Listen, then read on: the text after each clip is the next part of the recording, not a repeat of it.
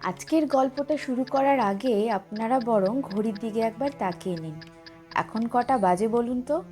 সময়টাকে মনে রাখুন, কারণ এখন আমি আপনাদের যে 3টি সত্য ঘটনা শোনাবো, সেটা শোনার পর কিন্তু সময়কে আপনারা আর বিশ্বাস করতে পারবেন না। নমস্কার, আমি শুভশ্রী, আর আপনারা রয়েছেন স্টোরি উইথ শুভশ্রীতে। আপনাদের আজ আমি এমন এক সময় রহস্যময় জগতে নিয়ে যাব, যেখানে বিজ্ঞানও উত্তর দিতে গিয়ে থমকে যায়। তাহলে হেডফোনটা লাগিয়ে নিন আর চোখ বন্ধ করে শুনুন। কি রেডি হয়ে গেছেন? তাহলে চলুন সময়ের দরজায় টোকা দিয়ে আমরা ঢুকে যাই আজকের প্রথম গল্পে। আজকের প্রথম গল্পটা এমন এক জায়গার যেখানকার মাটি আজও রক্ত আর বারুদের গন্ধে ভারী হয়ে আছে। দ্বিতীয় বিশ্বযুদ্ধের সময়কার সবচেয়ে ভয়ঙ্কর যুদ্ধ, 1944 সালের battle of Kohima. British Indian army আর জাপানিদের মধ্যে হওয়া এই লড়াইকে বলা হয় Stalingrad of the East. Garrison হিলের একটা ছোট্ট টেনিস কোর্টকে কেন্দ্র করে দুই বাহিনীর মধ্যে এমন লড়াই হয়েছিল যা ইতিহাসের পাতায় বিরল। কিন্তু এই লড়াইয়ের ভয়াবহতা কিন্তু সেই কালেই থেমে থাকেনি, এটা একটা টাইম লুপে আটকে গেছে। যুদ্ধবিরত বেশ কয়েকজন ব্রিটিশ সৈন্যদের ডায়েরি থেকে এক শিউরে ওঠা তথ্য সামনে আসে। যুদ্ধের সময় সেই সময় সেনারা অদ্ভুত সব মানসিক সমস্যার শিকার হচ্ছিলেন। কি ছিল সেই সমস্যাগুলো? চলুন তাদেরই একজনের ডায়েরি থেকে কয়েকটি লাইন আমরা পড়ে নিই। 4 মে 1944। আজ সকাল থেকে আমরা যে ব্যাংকারটা ডিফেন্ড করছিলাম, বিকেলে ঠিক একই ঘটনা আবার ঘটল। আমার মনে হলো আমার সামনে যে জাপানি সৈন্যটাকে আমি একটু আগে গুলি করলাম, ওকেই তো আমি গতকাল ওই একই জায়গায় দাঁড়িয়ে মেরেছিলাম। সময় যেন এগোচ্ছে না, আমরা একই দিনে একই লড়াই প্রতিদিন লড়ে চলেছি। প্যারানর্মাল এক্সপার্টদের মতে কোহিমার ওই নির্দিষ্ট জায়গাটায় এত মৃত্যু, এত যন্ত্রণা আর এত রক্তপাত হয়েছিল যে ওই স্থানের এনার্জি বা শক্তি চিরকালের মতো আটকে গেছে। অর্থাৎ আক্ষরিক অর্থে তৈরি হয়েছে একটা টাইম লুপ। আজও স্থানীয় বাসিন্দা এবং যারা কোহিমা ওয়ার সিমেট্রিতে বেড়াতে যান, তারা মাঝরাতেই বুটের আওয়াজ, যন্ত্রণায় কাতরানো সেনাদের চিৎকার শুনতে পান। মনে হয় যেন 1944 সালে সেই যুদ্ধ আজও শেষ হয়নি। ওই আত্মারা আজও জানে না যে বিশ্বযুদ্ধ বহু বছর আগেই শেষ হয়ে গেছে। এই ঘটনার যে লিঙ্কগুলো রয়েছে আমি ডেসক্রিপশনে দিয়ে দেব, আপনারা চাইলে সেই লিঙ্কগুলো থেকেও কিন্তু এই গল্পটা পড়তে পারবেন। এবার তাহলে চলে আসি আজকের দ্বিতীয় গল্পটায়। সাল 1995, রাজস্থানের যোধপুর এয়ারস্পেস। আবহাওয়া একদম পরিষ্কার। একটি যাত্রীবাহী বিমান নির্দিষ্ট উচ্চতায় উঠছিল এবং ককপিটে রয়েছিল একজন অভিজ্ঞ পাইলট।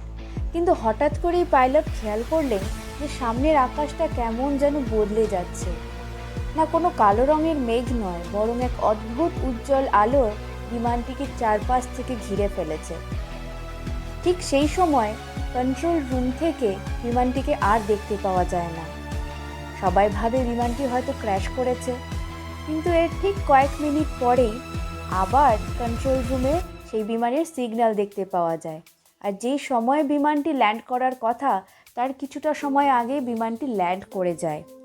এরপর পাইলটদের কাছ থেকে শোনা যায় যে তারা এমন একটি আলোর মধ্যে ঢুকে পড়েছিলেন যেখানে ঢোকার পর তাদের মনে হয়েছিল যে বিমানটি যেন কোনো সুড়ঙ্গ বা টানেলের ভেতর দিয়ে অবিশ্বাস্য গতিতে ছুটছে, যাকে বলা হয় টাইম ডাইমেনশন।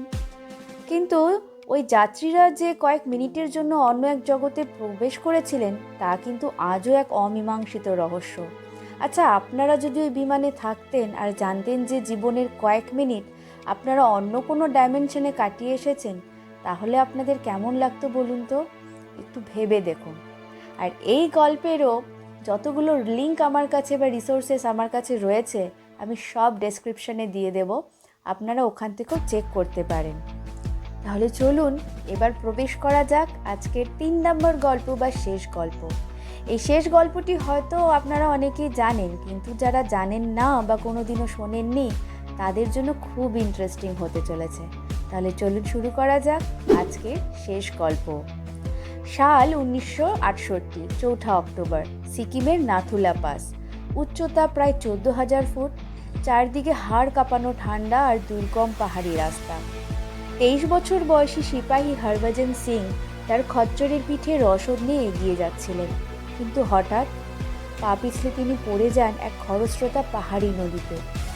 ভারতীয় সেনাবাহিনী টানা 3 দিন তন্ন তন্ন করে খুঁজল তাদের সঙ্গীকে, কিন্তু কোথাও কোনো খোঁজ মিলল না।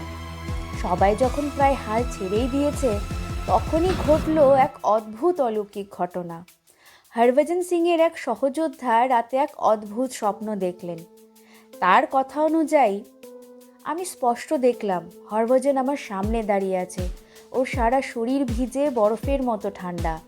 ও আমাকে বলল, ভাই আমি আর বেঁচে নেই। আমার শরীরটা নদীর থেকে 3 কিলোমিটার নিচে একটা পাথরের খাঁজে আটকে আছে। আমাকে ওখান থেকে উদ্ধার করে অন্তত শেষ সম্মানটুকু দাও। আর হ্যাঁ, আমি মরে গেলেও আমার ডিউটি কিন্তু শেষ হয়নি। আমি চিরকাল এই বর্ডার পাহারা দেব।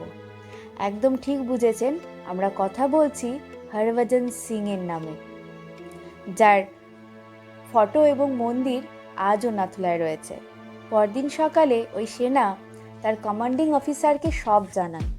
প্রথমে কেউ বিশ্বাস করেনি, কিন্তু যখন ওই জায়গায় তল্লাশি চালানো হয়, সবাই হতবাক।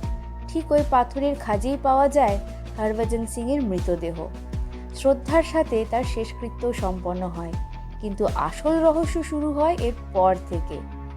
প্রায় দিনই বর্ডারে প্রহরীরত সেনারা রাতের অন্ধকারে দেখতে পেতেন যে কেউ একজন সাদা ঘোড়ায় চড়ে পেট্রোলিং করছে।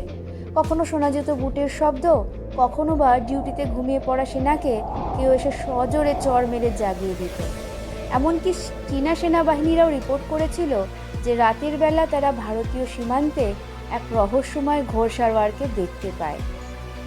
ভাবতে পারেন একজন মানুষ নিজের দেশের প্রতি কতটা দায়বদ্ধ হলে মৃত্যুকেও হারিয়ে দিতে পারে। ভারতীয় সেনাবাহিনী আজ পর্যন্ত তার নাম ডিউটি রোস্টারে রেখেছে। তার সাম্মানিক ক্যাপ্টেন পদে প্রমোশন দেওয়া হয়েছে। তাকে প্রতি বছর 2 মাসের ছুটি দেওয়া হতো, আর তার সিট বুক করা হতো ট্রেনে।